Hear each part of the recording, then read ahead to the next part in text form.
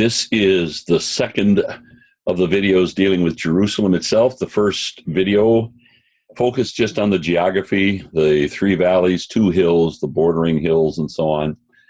And now I'm going to in this video, we're going to walk through quickly through the historical epics, as I call it here, a summary of Israel's history, and specifically the biblical eras.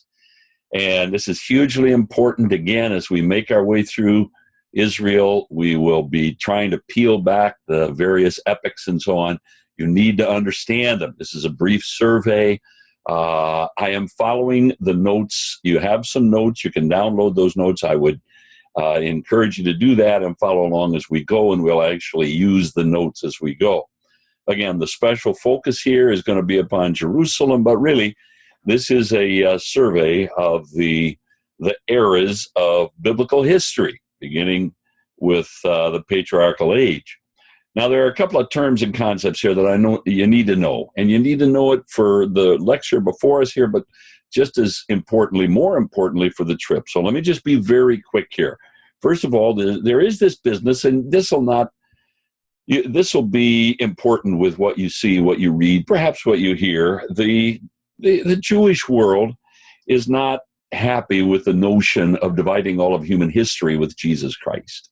So in lieu of the very standard BC, before Christ, and AD, the year of our Lord, in lieu of those rubrics or those divisions, it's become very fashionable in the broader academic world to refer to BC as BCE, which means before the Common Era, and the point is the Common Era is when you have both Judaism and Christianity. So BC is before the Common Era, and then CE is the Common Era. Now, they're exactly equal to BC and AD, but get used to the nomenclature. It's pretty ubiquitous in the academic world. And then secondly, and this is really important, and we will use this terminology because it really is so standard in, certainly in Israel and so on. And again, the issue here is that you and I can think of historical development in terms of, first of all, the Old Testament and then the New Testament. Well, again, quite frankly, the Jewish world sort of officially rejects the idea of a New Testament. They even more adamantly reject the idea that their scriptures have been old. They're offended by that. So rather than Old Testament and New Testament, it's the habit of the archaeological world and so on to speak of the First Temple period and the Second Temple period. Now, this doesn't match up quite as exactly, because by the First Temple period, they mean that time when the first temple, the Temple of Solomon, stood. Roughly, it's our Old Testament, but you remember, the temple is destroyed in 586. There's a lot of Old Testament history yet to unfold. So their First Temple period takes you up through the destruction of the temple, Solomon's temple, by Babylon and Nebuchadnezzar in 586 BC. Now, after that comes the exile, and then the restoration period, and then the intertestamental period, and then the New Testament. And that is all regarded, as it says here, the Second Temple period. So basically, think this way and get used to it in your head. First Temple period is our Old Testament, not including the restoration or the intertestamental. And then the Second Temple period, and the Second Temple, you remember now, the Second Temple was built by Zerubbabel, is recorded in Ezra 1-6, completed in 516 BC, and then shortly thereafter, that's in the restoration period. And then you have, of course, the Old Testament comes to a close, Persia is in control, and you have the 400 years of the intertestamental period, and now the New Testament, and the temple is standing throughout our New Testament era. That is, throughout the era described in the New Testament, from Jesus through the book of Revelation. And I overspoke myself just slightly. The book of Revelation is written after the temple is destroyed, but basically the first century. And so just get used to it. First Temple, basically our Old Testament, but excluding the restoration and the intertestamental. Second Temple period, what we think of as the New Testament, but including the rest the restoration. Ezra and Nehemiah, they come back. The Jews are allowed to come back under Persia by decree of Cyrus. This is Ezra and Nehemiah. And then, of course, the Old Testament comes to a close, and you have the intertestamental period. So I want you to get used to those phrases. Now, one other point, I'm going to be very quick with this. Ancient epochs or time periods are pretty universally designated, first of all, by metals and then by empires. So first of all, you have, and is basically the metals that had been developed for manufacturing tools and so on. So you have basically the Middle Bronze Age. When we talk about Middle Bronze, we're talking about patriarchs, the Abraham. When you think of Abraham, think of the Middle Bronze. Now, quite frankly, in some quarters, the Middle Bronze is moved back a little bit, and this is the Bronze Age. But for our purposes, and you'll see this on the signs and so on, Middle Bronze means the patriarchs. That is the book of Genesis, chapters 12 to 50. That's the Middle Bronze. Now, the Late Bronze, and this would be very important, is basically for our purposes, the Exodus and the conquest. And actually, it'll take you down through the Judges. But where we will be using the phrase again and again, Joshua is Late Bronze. The world denies this, and that's where it becomes an issue. And then, of course, smelting is developed in Israel, and so now we're into the Iron Age, and that's basically the monarchy all the way down to where we get into the empire. So, first the Bronze Age, and that's basically the patriarchs. Secondly, the Late Bronze, the Middle Bronze Age, actually, and then the Late Bronze, which is Exodus, the conquest. In other words, the book of Exodus through the book of Judges, basically. And then the Iron Age, which in our understanding is the monarchy when kings rule in Israel, first of all the united and then the divided and surviving monarchies. Now, interestingly enough, at this point, the archaeological world shifts from dating epics by reason of the metals to successive empires. And they are these five. First of all, Assyria, which of course carries off the northern kingdom, and then Babylon, which carries off the southern kingdom. And then Persia destroys Babylon and allows the Jews to return. This is Persia destroys Babylon in October of. Hold on, I said it now. It's Daniel chapter 5, and it's.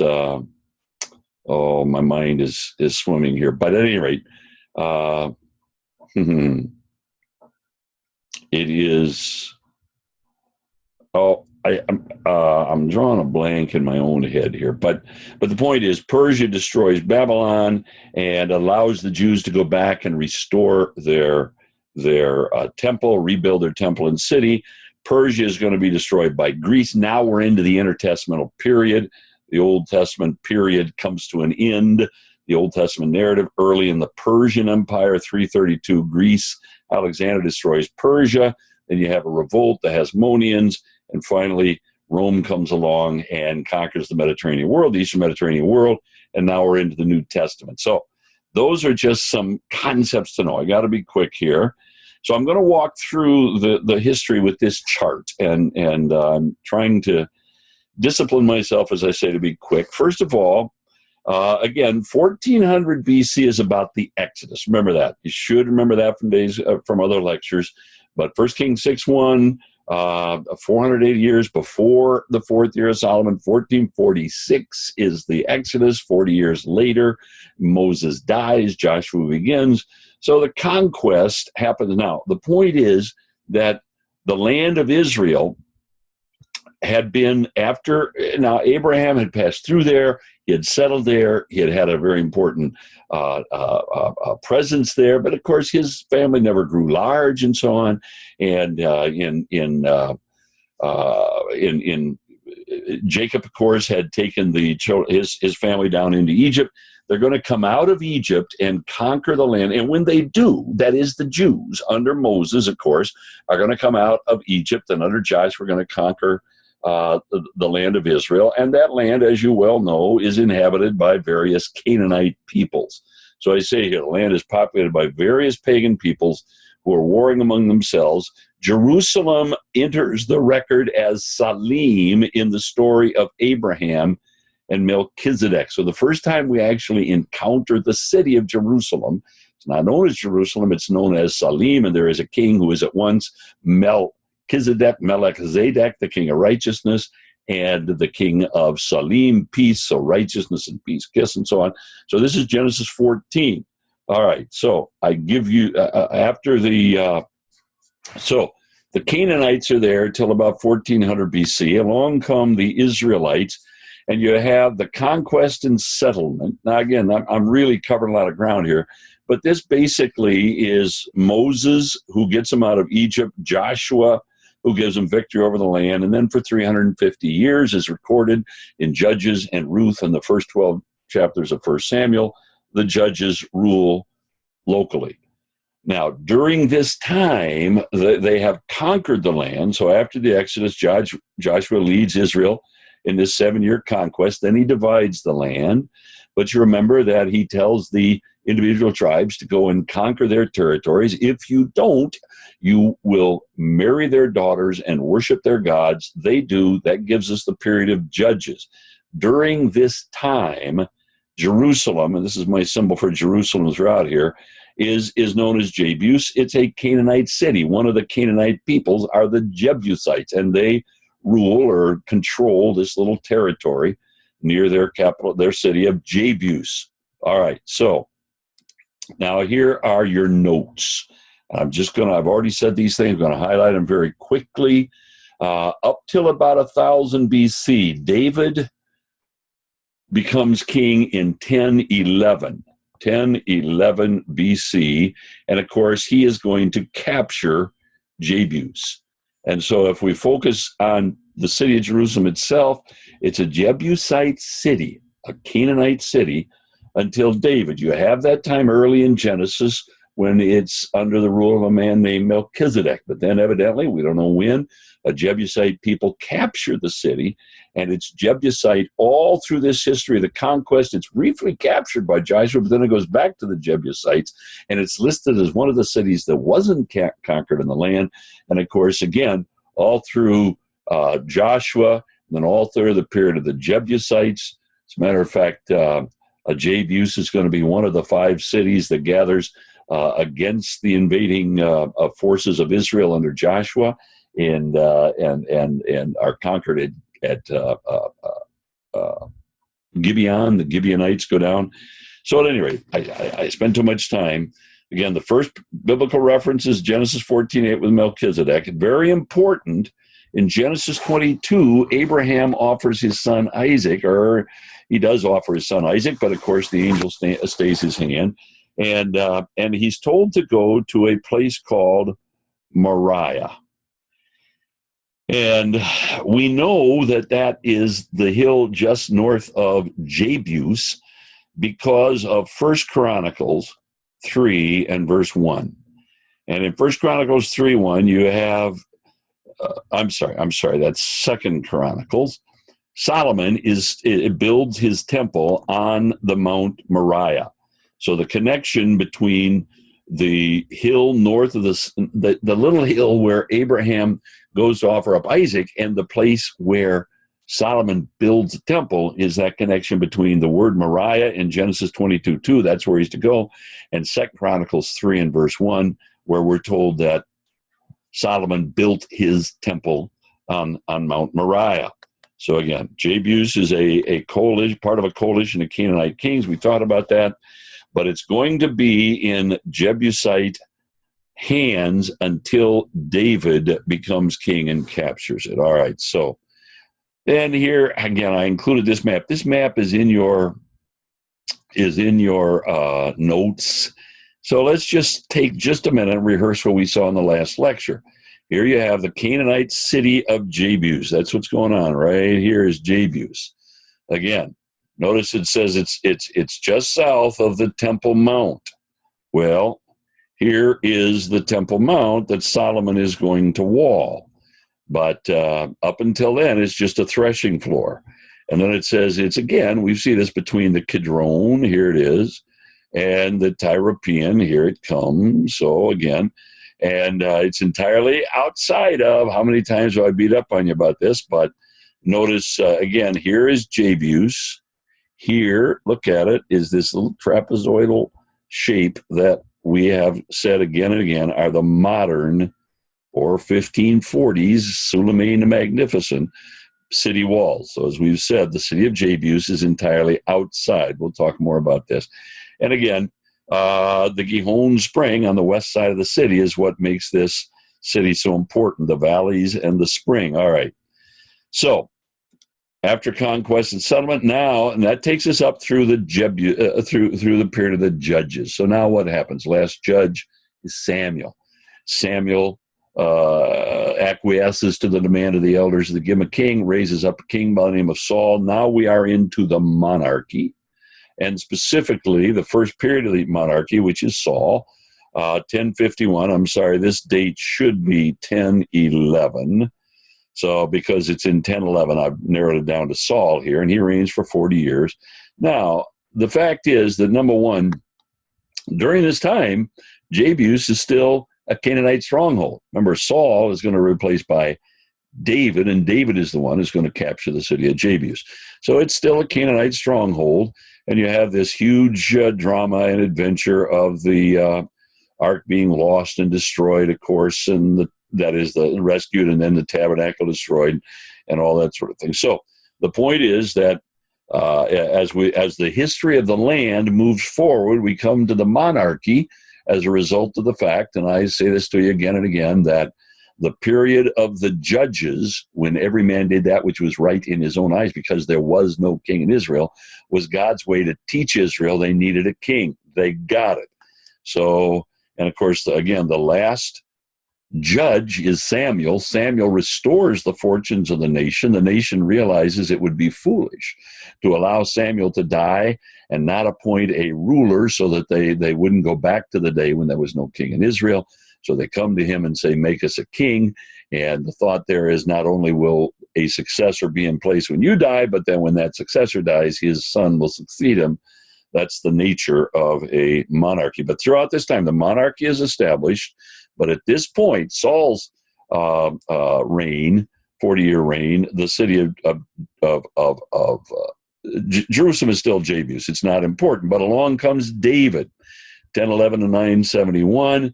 And now, as you recall, David, through the agency of Joab, who's going to become his commander because of it, is for 7 years, he is king only over Hebron, as one of only over Judah, and his capital is at Hebron, as one of Saul's sons tries to maintain the dynasty. But that's finally put down, that sort of civil war, and David becomes king over all 12 tribes. And when he does, he makes Jebus his capital. He captures the city of Jebus, and he brings up the ark. Remember, he is going to request the permission to actually build God a house, a temple, but he's going to be denied that. Now, I give you here some, this is a page from your notes. So real quickly, again, now we're talking about David's Jerusalem. And the city is captured in 2 Samuel 5, and we will talk a lot about this. I'll just tell you this to whet your appetite. Up until 15 years ago, maybe 20 years ago, we were absolutely confident. Archaeologists had totally proven, and we even changed some of the ways we interpret a verse in the Bible, a word and so on, because we were so confident that it had been figured out. It hasn't been figured out, and we're not quite back to square one, but almost. Now, I give you here in your notes, and I've talked about this before, under 2b, just a list of reasons why Jebus was a fortuitous, a wise, and effective choice for David to make his capital. I'm going to run through them. Again, David's capital, remember, you don't have a national capital under the judges because it's a confederation of 12 tribes, no federal or national government. Now they have demanded a king under Saul. The capital was at Gibeah, Saul's home. David became king, but only over one tribe, so the capital was at Hebron. but now he's been made king over all 12 tribes, and he wisely goes and captures Jebus and makes it his capital, changes the name to Jerusalem. And it was wise because, number one, it wouldn't be good to maintain Hebron. That was so much in Judah. And the city had remained under the control, number two here, of the Jebusites. Therefore, there was no real close association with any one of the tribes. It hadn't been an Israeli city up until this time. It's very centrally located. Ultimately, the tabernacle temple is going to be here, and so it has to be within easy. And apart from the worship center, it was important for the capital to be accessible. It is very defensible because of the valleys on the east and the west and the east and the south and so on. Good water at the Gihon Spring. It's right on the border between two tribes, Judah and Benjamin, so it's not far from Judah, which is David's tribe, but it's in Benjamin. And they had a lot of significant associations, primarily Abraham. So he does, in fact, make Jebus his capital. We'll talk about it. And he also builds a palace. He builds a palace there, and that palace is now newly discovered, some debate. But I think without any doubt, we have David's palace. Exactly what portion of it, whether they're administrative buildings or the actual domicile, is too early to tell. As I say, it's also a very important to the Old Testament record, to be sure, and Old Testament theology, to understand that David asked to build a temple in Jerusalem, was denied that, and in response to that, God gave David this remarkable covenant. God honored David for longing to build him a house, and he said, it's not your time, that'll be for your son Shlomo, peaceful one, you're a man of war, but because of your heart, I will build you a house, by which he meant a dynasty. All right. So the monarchy, and then finally the monarchy, this last stage of the United Monarchy, three kings, Saul, David, and Solomon, is, of course, Solomon from 971 to 931. By the way, 931, a hugely important date. We'll come back to it because it's when the kingdom is divided north and south. But with regard to Jerusalem, so much to say about Solomon and the wealth and power of his kingdom and so on, but he enlarges and beautifies and fortifies Jerusalem. Now, this is an older picture, and in your study booklet you'll have newer ones, but this is what you have in the notes that you downloaded. So again, understand what's at stake here. This is the city of David. This is the city which David ruled. Again, here is the Kidron. Over here is the Central Valley. But now what you need to see is that north of the city of David was a threshing floor. That threshing floor is where the angel stopped the plague. That threshing floor was purchased by David.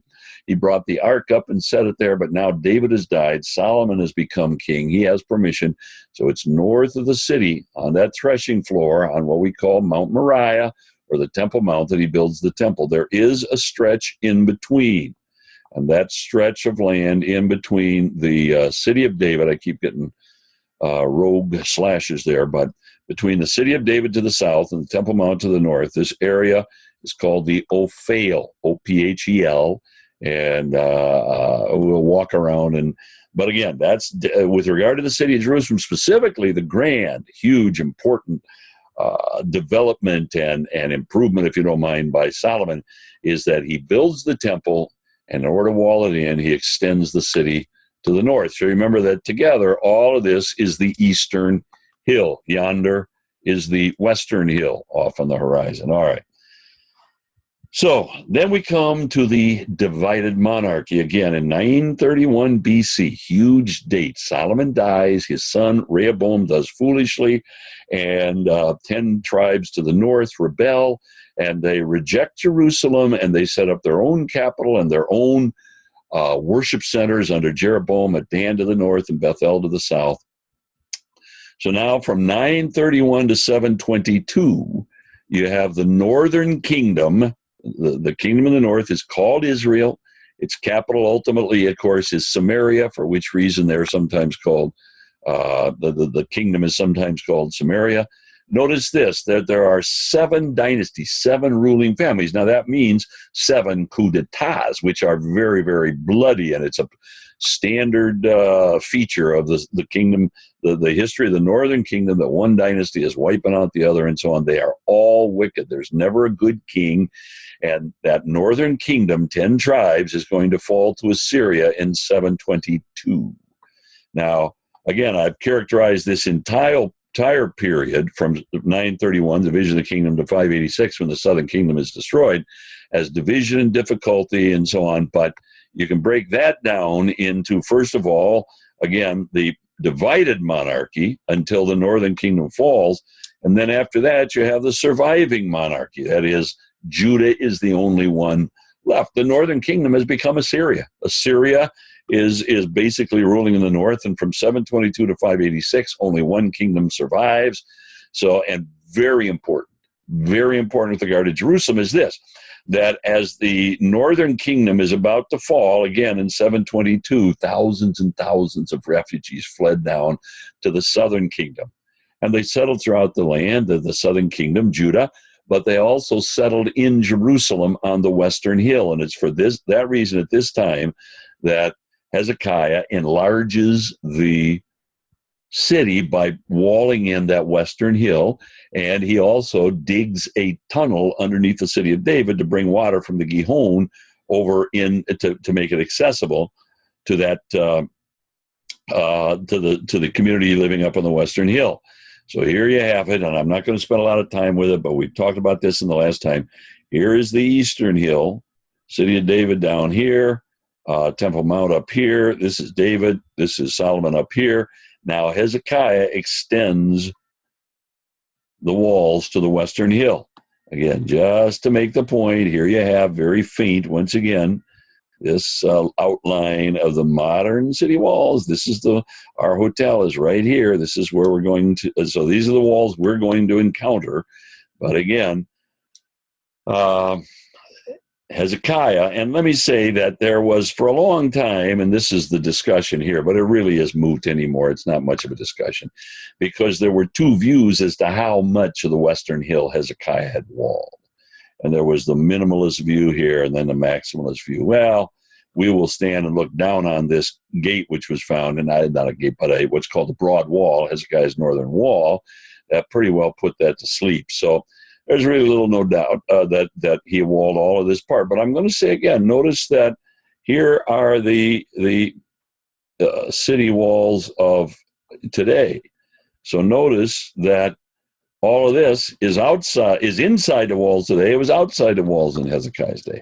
And all this down here is outside the walls, including the city of David. It's inside the walls of Hezekiah's day, because Hezekiah's day, this entire western hill. All right, so what's important in Hezekiah's day? As I say, number one, this is actually the surviving monarchy. And in the days of the surviving monarchy, when the northern kingdom had been carried off by Assyria, the southern kingdom survives. Early on, Hezekiah walls the western city. It grows up to the western hill, grows up to the western hill. And he also digs this tunnel that we are going to explore and trace to bring the water from the west side. From the east side of the valley over in the Kidron and over to the west side of the city of David in the Central Valley. All right. Here's a picture of the tunnel. I think we'll just leave it alone. All right. So now, 586, Jerusalem is destroyed. It is a pile of rubble. The southern kingdom is carried off to Babylon.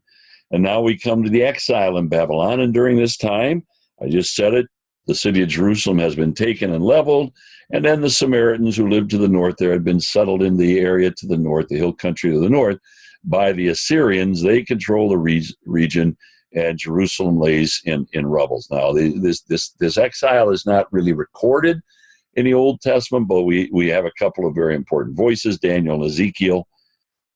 And I give you this background to it, but these are the notes that you have.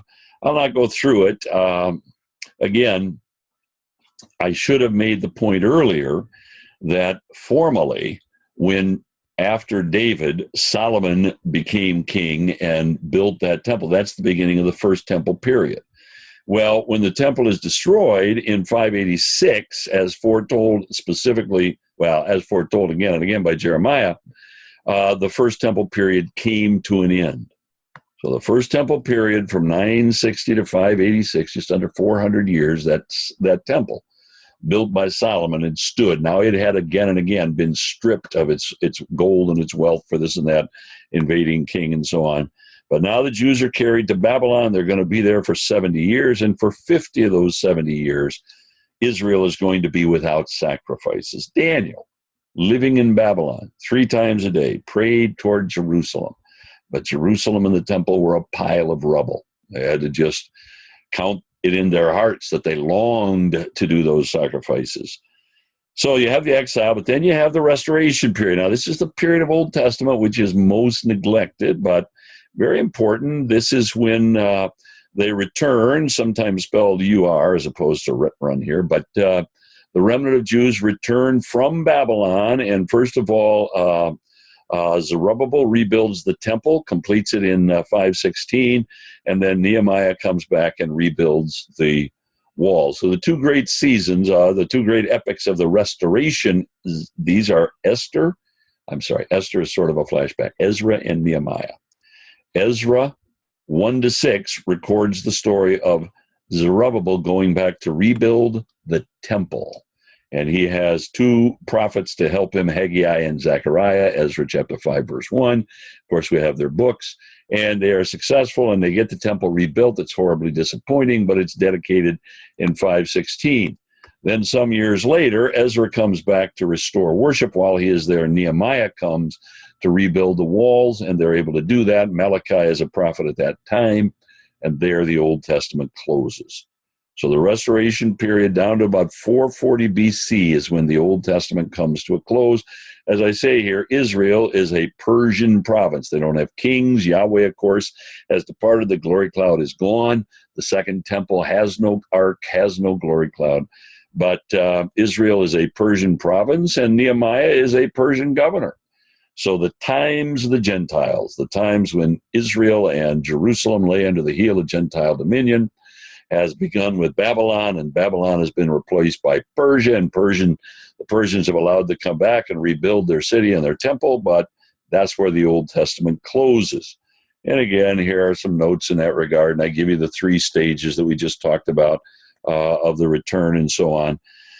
But something about the temple. But again, here is Nehemiah's Jerusalem. Notice that is, you got to get these tape trapezoid. This trapezoid is just for giving you a reference point. But notice that it's almost identical to Solomon's. It's the Eastern Hill. Nehemiah's Jerusalem is basically Solomon. City of David down here, Temple Mount up here. The Western Hill that Hezekiah extended to, that doesn't happen. That's going to happen during the intertestamental period. So that's where the Old Testament closes. And now we come, and this, folks, now listen to me. Much of what I just told you is fairly familiar. I think for many of you, and this is hugely important, some of this is going to be much less familiar. Because what you have are these 400 years that are often called the silent years, as I have here. And they're silent not in that they're inactive. They're huge, so much going on. There's so much important history. They're silent in that the Bible unrecorded. Malachi to Matthew, these 400 years. And again, when you close the pages of Malachi or Nehemiah or Esther, we are in the Persian period. Persia, Iran, is running this Israel. Israel is a Persian province. Persia is going to be defeated by Greece, 332, Alexander. Now the Greeks control, but of course Alexander dies. His kingdom is divided 4 ways. Now we have this tension in Israel because sometimes the Ptolemies, who are Greeks, all right, when Alexander died, his kingdom was divided into 4 divisions. For our purposes, real quickly, the important ones are Syria to the north. To the north of Israel is Syria. Syria became the domain of a general by the name of Seleucus.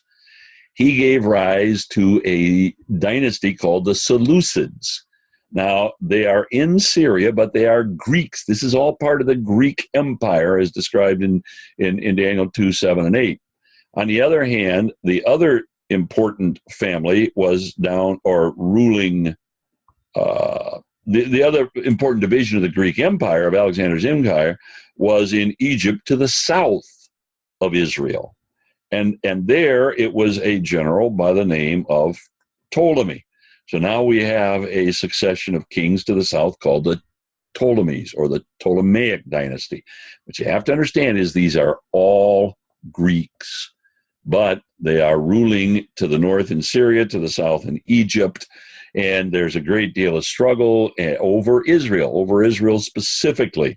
So Persia gives way to Greece, and of course it's in the days of the latter-day Seleucids that there is a horrible king by the name of Antiochus Epiphanes who is angry with Israel and the Jews and imposes the most awful and draconian and intolerable restrictions upon the Jews, outlaws circumcision, feast keeping, Sabbath keeping, desecrates the temple, burns a pig in the altar, builds a temple to Zeus where the brazen altar was in the courtyard and so on, builds an altar to Zeus, I'm sorry.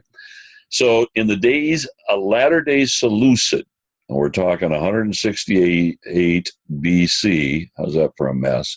You have, and in response to those awful abuses, there is a priestly family by the name of the Hasmoneans. And so now you have, all right, the Hasmoneans. Matter of fact, let me go to this, because this is your notes. And again, I should say this is the Second Temple period, because why? Now the Second Temple has been rebuilt and dedicated in 516, but the Old Testament comes to a close. Persia is in control, but now Alexander defeats him, and his empire is divided among four generals. Here they are. In the Egypt, you have the Ptolemies. In Syria to the north, you have the Seleucids. Long struggle, and then there is this remarkable Hasmonean revolution. Now, understand this. Antiochus, all right. This man, Antiochus IV, Antiochus Epiphanes called. This is a Seleucid king. You got it? He's Greek. He's a descendant of one of those Greek generals that when the dust settled, had possession of one portion of Alexander's domain, just by the way, as the Bible had prophesied so specifically in Daniel chapter 8. But now, because of Antiochus's abuses, there is this aged priest named Mattathias. He has 5 sons. And these 5 sons and he revolt. His third son, I think, the way I've got it here, is Judas. Judas has a nickname. It is Judas the Hammer. I've seen various explanations. This is the one I like. But best guess probably where this name came from. He was called Judas the Hammer, or Judas Maccabeus, and thus the Maccabean revolt. Now their family name is Hasmonean. Their nickname is the Maccabean. So we're going to talk again and again about this revolt that happened in the intertestamental period. And I describe it to you here. I'm not going to walk you through all this, but basically in 168 BC, there was a revolt. They were remarkably, surprisingly successful. And so they were able to capture the temple once again and rededicate it. And when they, on 3 years after that swine had first been offered, they were able to recapture and rededicate the temple. Then they lit the lampstand, and supposedly it burned somewhat supernaturally for 8 days, and thus we have Hanukkah. And this is mentioned in John 10 and verse 22. Jesus was in Jerusalem for the Feast of Dedication. That's this feast. And it was winter. It always happens in December. So the point is that very, very important during this period is this Maccabean or Hasmonean revolt, and it resulted in a period of semi-independence for almost 100 years. From about 143 BC until 67 BC, when the Romans showed up under Pompey, the Jews were running, and specifically this family called the Hasmoneans. And when the Romans appointed a man named Herod to take control of Judea and Israel, what we think of as Israel, his enemies were the Hasmonean priests, this descendants of the Maccabeans and so on. So hugely important, intertestamental period, 168 to 165. I may have here 167 to 164. You'll see a little bit of but at any rate, the Hasmoneans were able to drive out the Seleucids / Greeks / Syrians. They were Greeks because they were descendants of a Greek empire. They were Seleucids because they were descendants of a general named Seleucus, and they were Syrians because that's where they lived. Their capitals were Damascus and Antioch. So at any rate, the point is, Israel has some measure of independence for about 100 years after the Seleucid dynasty is driven out. And that brings us to the time when Rome shows up, and Rome takes control, and specifically a man named Herod the Great. Now, this is the Herod who is going to die just after the baby Jesus is born. He's going to try and kill the baby Jesus. But so up until Rome. So I go back to it. Now we have Roman rule, and we're up to the New Testament. We're about done here with this portion because our focus is upon the biblical eras. And notice I have Roman rule from 40 BC. 40 BC, again, is when the Senate and the emperor in Rome, Octavian in the Senate, gave Herod the title of king of Judea. And so he comes, and the first thing he has to do is get under control. His father Antipater had made him governor of Galilee, and he'd done so well that he had been given control by Rome of the entire land, but he had to bring it under subjection. It was in the hands of the Hasmoneans, and they were fierce fighters. And but he is able to do it, and he reigns until 1 BC. Now, this is the very beginning of the New Testament era. You're going to read everywhere else. Herod died in 4 BC, but in point of fact, he died in 1 BC, but that's for another time.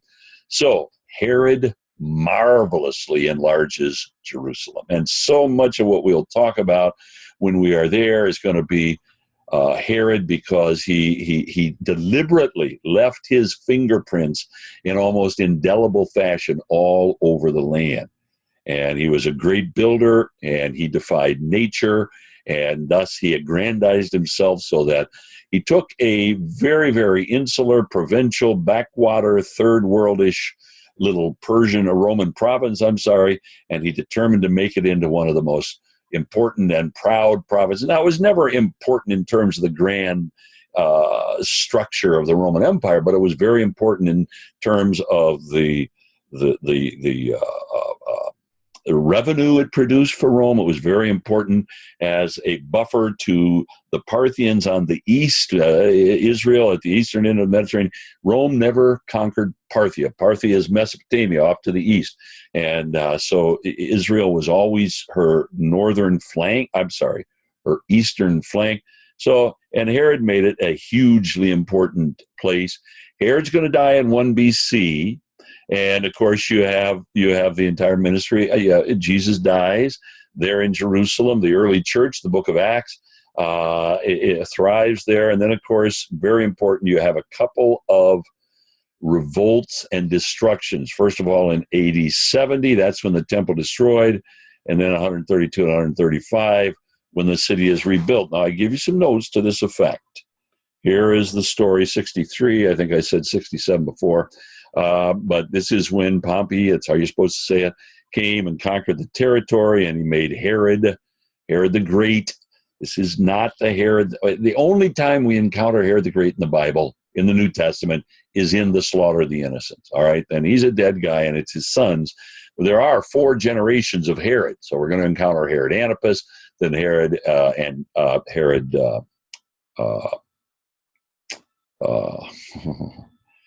The name's gone. Agrippa. Herod Agrippa the first, then Herod Agrippa the second. And those are actually 4 generations. Herod Antipas, Herod Agrippa 1, and Herod Agrippa 2. Herod Agrippa 1 is the guy who kills James and is going to try and kill Peter in Acts chapter 12. And Herod Agrippa 2 is the man before whom Paul gives his testimony late in the book of Acts. So, now, very important. I only mention it in passing almost, but in AD 66 to 73, there is this great revolt. As a matter of fact, let me do this. There are actually 2 huge revolts after the close of the New Testament, or the book of Revelation comes after one of them. But we usually remember the first one and not the second. The first is in 70. All right, let me start over on that. 66 to 70 A.D. And this is sometimes called the Zealot Revolt or the first Jewish revolt. This was started when there was a huge riot where a synagogue was burned down in Caesarea Maritima, and it spread all over, and the Jews armed themselves for battle. The Romans came, first of all, under Titus, then under Titus Vespasian, and they were able to just put it down in 70 A.D. Now, there was a last vestige. A lot of the refugees from Jerusalem in 70 A.D. fled to a place called Masada and were able to hold out until 73. So sometimes you'll see that it went to 73, as for instance on this page right here where I have 73. But really it ended in 70 AD, huge turning point. The temple is destroyed, everything changes, and then the last gasp of resistance is destroyed in 73 AD. On the other hand, Jews are run out of Jerusalem, but they begin to come back, they begin to rebuild. And there is a second revolt, and you need to know this, which goes from 132 to 135. And this is remembered as the Bar Kokhba revolt, sometimes the second Jewish revolt. But it's the Bar Kokhba because a very important rabbi of that period identified a man named his last name was Bar Kosiba. My mind is not working well here tonight. But he gave him the name Bar Kokhba, which means son of a star, and he was announced as the Messiah. And there was a huge revolt, and it was very, very hard to put down. And it was put down by a man named Hadrian, and that is, he was the emperor. And once he had done that, and the revolt was almost certainly sparked by the fact that Hadrian was disgusted with the spread of Christianity throughout his empire, and he had determined to re-paganize his empire. And he was going to start with Jerusalem. He's going to make it a pagan city, and he was going to move the temple to Shechem or something like that, and he was going to make of Jerusalem a shrine to Roman gods and so on. And it produced this revolt, and as a result of the revolt, the city was totally leveled and rebuilt. And I give you that here on the next sheet. This is, let me just take a minute with this. This is a nice map, or drawing, I should say, of Jerusalem of Herod. This is the city that Herod was able to enlarge and beautify and fortify and so on. It's going to be destroyed in 70 AD. Now, this wall right here is late. It was begun in 42, it was stopped, and then it was thrown up in 66 in connection with the revolt. So this is the northern edge of the city in the days of Herod and in the days of Jesus. Now, again, that's the city of Jerusalem. We're looking from the east. Here's the Mount of Olives. Here's the watershed ridge. So here's the Temple Mount, Solomon. Here's the little city of David down here. Here is this western hill that's entirely, and then there was a northern suburb that Herod had included. So this is the beautiful city, still very small, but marvelous city of the days of Herod. By the way, our hotel will be right about here. So that's just to orient you. But again, all of this area out here, though it's in the walls late in the first century, it's not, or mid-first century, it's not walled during the days of Jesus. All right, so now here's where I talk about Jerusalem under the Romans first. Here's the point. I said it to you before. After the destruction in AD 70, that's Titus Vespasian, that's when the temple was destroyed. Then the Emperor Hadrian attempted to paganize the city, and there was a second revolt called the Bar Kokhba. It lasted from 132. And after he put it down, this is very important, Hadrian rebuilt the city.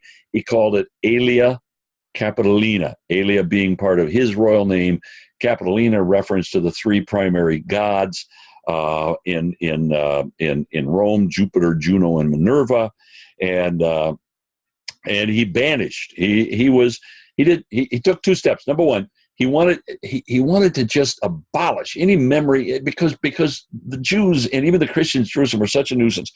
So number one, he banished them. And number two, wherever there was any sort of a Jewish or Christian holy site, in order to just obliterate the memory, he would build some sort of shrine or Roman temple or something like that. Now that becomes very important.